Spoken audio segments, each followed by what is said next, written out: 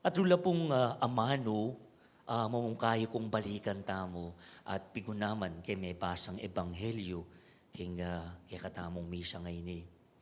Kay ni lapud umurot din kay katamo pong pamigunam. Mumuna, iyapin nitang natang amanong, no ka rin na nga ni Batian. Nanong kabyas na ning may pagkalub kaya. Iba't lareti karetang kabalen na mismo. Where did this man get all this? What mighty deeds are wrought by his hands? How beautiful it is to contemplate the humble and meek Christ.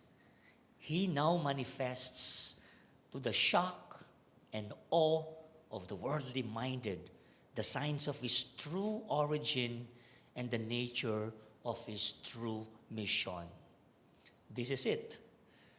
Ining anak, amibait king lalabangan, simbuluning kapakumbaban, simbuluning kasimplian, banayad apangatao, ngini, bigla, ikwadang may nga pamulala dening makayatong isip, kabudpe pakit ng Kristo ing tutunang penibatan ating natural na ating tutunang misyon. The time has come. The power of God, the power of the supernatural now intervenes in what is merely natural, though the mere carpenter's son, through the mere carpenter's son. The signs of credibility that Christ enacts through his mighty words and deeds powerfully point to his divine origins and invite his contemporaries to faith. Ini pong papakit ng Yesus. Kay ba't nang bininyag Juan Bautista king hilugardan at pegumpisaning kayang misyon, manuru, manulu, bang pakilala ing kayaryaning Diyos. Antiya mong parakanako, pangumbira, ing lakwan at painggulutan, itang mababo, apamangilala da rin tao kang Yesus. Just what we call a nice neighbor.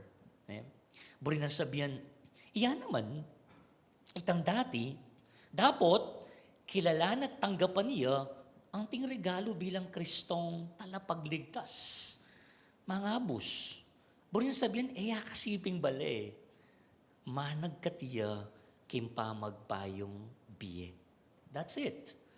His mission began. And the only thing he needs, or he asks from the people, is to have faith in him as the Savior. Bang kanita tamasan o tanggapan ng biyeganap.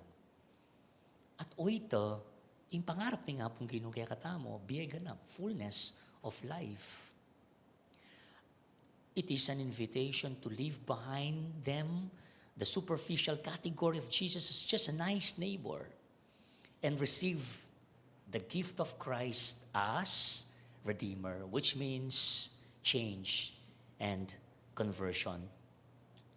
Yang siguro, kini pa mo, pwede tangkot ang king sarili tamo, nano king biye ko yung lalawen ng Diyos, kailangan kong baywan, bang lalo kong mabibiye king kasalpantayanan at kasuywan.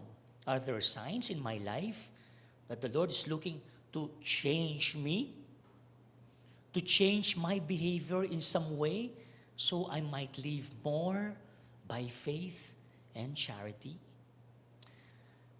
Kadua pong amano king ibanghelyong mungkahi kong balikan tamo, yapin itang pakibat da rin tao kang Yesus ketang panahon na ito. King kapampangan nga na at elameniwala kayo. King English translation, medyo banay dya po eh. And they took offense at him nga na, pero mas brigay king kapampangan, elameniwala kayo. That was their response. Metong yang maragul, a sakripisyo kapatid ko, hindi na niyang lugaling nga pong ginuking ordinaryong aldoldo ning biyetam. We know that every day in our life, saan nakatamo ni nga pong gino, at hindi na nakatamong chance magbayo. At iti, marugulyang sakripisyo. It is a sacrifice to give God His place in the ordinary flow of our day. To do so, muna, we need to sacrifice our sense of self-sufficiency by which we are inclined to be the prime mover of everything in our world. Meaning, iloko itang pride, itang isipan tama, magyuta mo nga. Kasi nung magyuta mo nga, nalana yung luna na ni nga pong Ginoo. Eh, na kailangan ni nga pong Ginoo. Kasi yung totoo na, tamo nga nagyo. Kailangan tayo. That's number one. Number two, we need to sacrifice our vanity, which desists from efforts to adore God since they bring little or no applause from those around us. What does that mean? Kailangan tamo naman isakripisyo, kapatid. Imbagay makasumbagal kim pamaglapit ta kayo. Alay dapat ka kompetensya kim biyeta mo. Iya mo, wala nang aliwa. And katlo, we need to sacrifice the comfort of our naturalism, our horizontal view of things. Itang makitid na panlalawi king biyat bagay-bagay. That is what we call tunnel vision. Kaya kalimutan ng professor making theology kanita versus the peripheral vision. We need to sacrifice that. Ang makitid tang panlalawi, diretso mong lawi mo. Otherwise, we don't see, the graces that continue to unfold in our life. Ultimately, this sacrifice is a work of love, responding to a divine invitation to share in God's life. Love, because He's asking and wants to see us giving. Datingan po, pakibatla. I repeat, pakibatla. King imbitisyon ni nga pong Ginong makiyagum king biyena. Lugod. Uling minuna nakatang liguran nga ng sanuan. We cannot but love back because He first loved us nga ng sanuan. Atoy niya, duwan na kay katamot. Buri na katang, hakit mabibiyag king gana ka. Mapamye. Kalupan na. Kalupan na. Let us move our hearts to embrace this sacrifice joyfully for the sake of love. It helps to see that in this passage, there are no neutral states. Those who reject the invitation to love are turned to love's opposite, hate, specifically the hatred of the supernatural. It is a tragedy at work in our place, in our culture, giving rise to the forces of what we call anti-evangelization. And let us pray and be vigilant that it may never become our tragedy. Inkatlo at tawli pong ama nung balikan tamo king Ebanghelyo, yapin itang party yanong no, bandang tawli ng Ebanghelyo nga na may karapat na namang malaka rin. Jesus was not able to perform any mighty deed there. Makakalungkot. King sarili ng balen ita, kaya ngaliwang balen na nakarakal milagrong gimpanan, pero king sarili ng balen, may karapat na namang mala. Our Lord makes Himself vulnerable to us, to our willingness to believe. He comes only to make us happy. Kado pa nga sabi ko nang dinumpisa, o itamin kapag nasanay, tumula at saya tamo king biye, gana pa biye ing hangad o ing kaburyana pag nasana kay katam. And to elevate our lives, to be what? More beautiful, to be deeper in meaning and richer in fruits, to be the best version of ourselves. That's all He wants from us.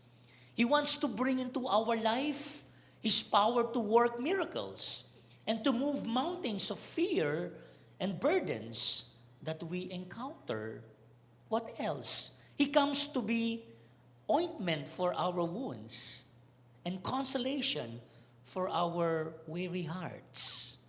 Meto nga naman, kailangan tang ibiye kaya. Bang saya tao, bang tamasan nyo ining biye ganap. Nano yiti?